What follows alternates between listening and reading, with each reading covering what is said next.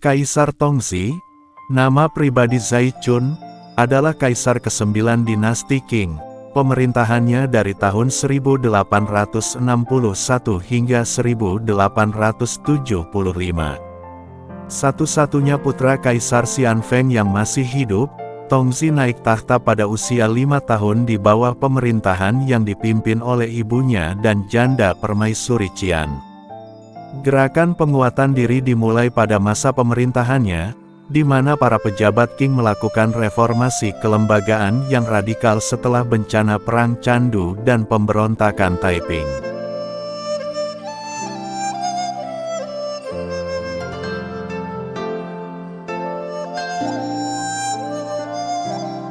Sehari setelah Kaisar Tongzhi mengambil alih kekuasaan, kekuatan asing meminta audiensi dengan kaisar remaja tersebut. Tuntutan tersebut memicu pemandangan yang tajam antara para menteri kedutaan luar negeri, yang menjelaskan bahwa mereka tidak akan melakukan ritual bersujud kepada kaisar, dan Zhongli Yamen Kementerian Luar Negeri mengenai protokol yang harus dipatuhi.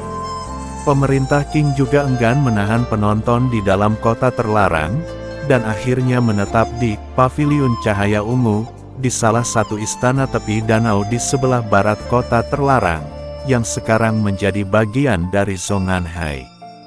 Audiensi akhirnya diadakan pada tanggal 29 Juni tahun 1873. Namun, setelah audiensi, perwakilan asing menunjukkan kekesalan mereka karena diterima di aula yang awalnya digunakan oleh Kaisar Qing untuk menerima utusan negara-negara bawahan.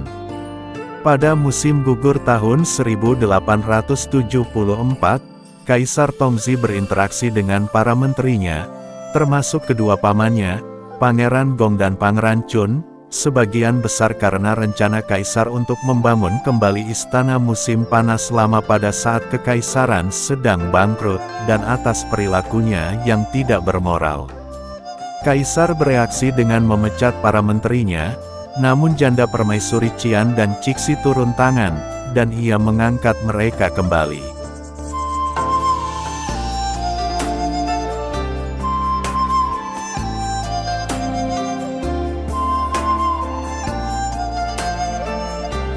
Inspirasi untuk gerakan penguatan diri di masa depan muncul dari gagasan bahwa pertahanan Tiongkok dalam menghadapi perang dan pemberontakan harus datang dari dalam, karena manusia unggul memperkuat dirinya sendiri di bawah perintah kuat dari surga.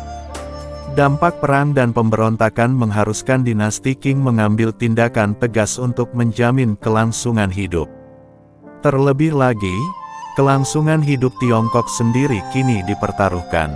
Upaya penguatan diri berkembang secara bertahap selama hampir setengah abad.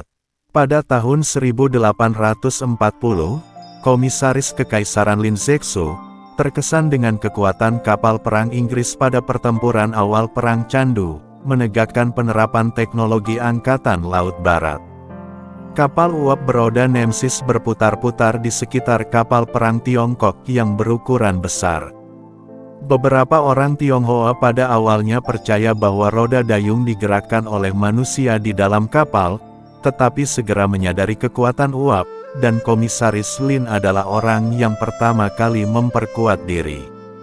Perusahaan-perusahaan yang memperkuat diri, termasuk gudang senjata, kapal galangan, dan sekolah teknik, kini didirikan di pelabuhan-pelabuhan perjanjian utama di mana akses terhadap teknologi barat paling langsung.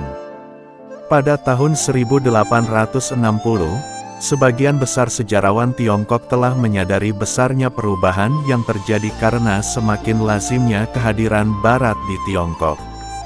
Mereka kini menyatakan bahwa perubahan tidak dapat ditolak dan tidak mungkin dilakukan studi lebih mendalam mengenai teknologi barat.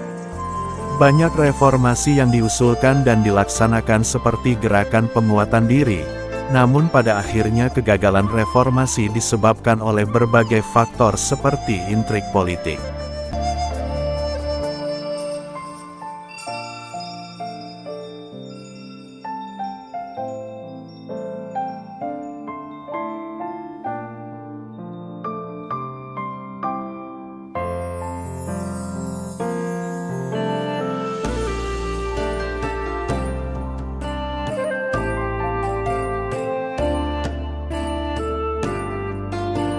Pada tahun 1875, Tongzi mengidap penyakit cacar pada usia 18 tahun setelah perawatan medis yang gagal, menciptakan krisis suksesi karena ia meninggal tanpa ahli waris laki-laki.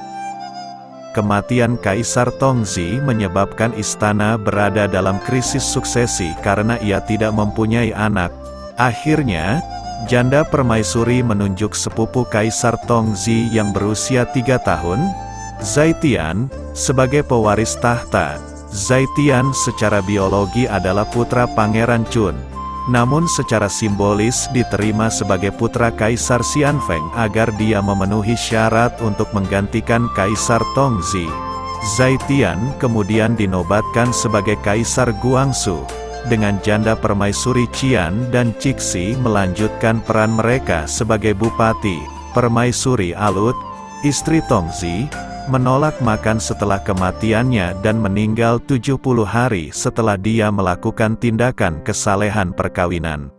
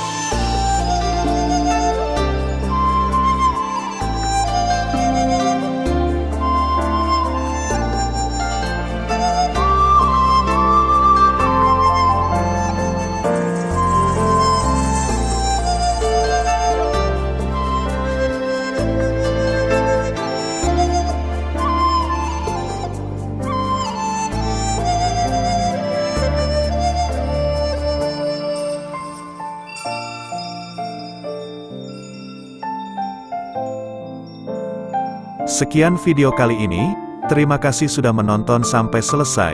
Mohon maaf kalau ada salah informasi.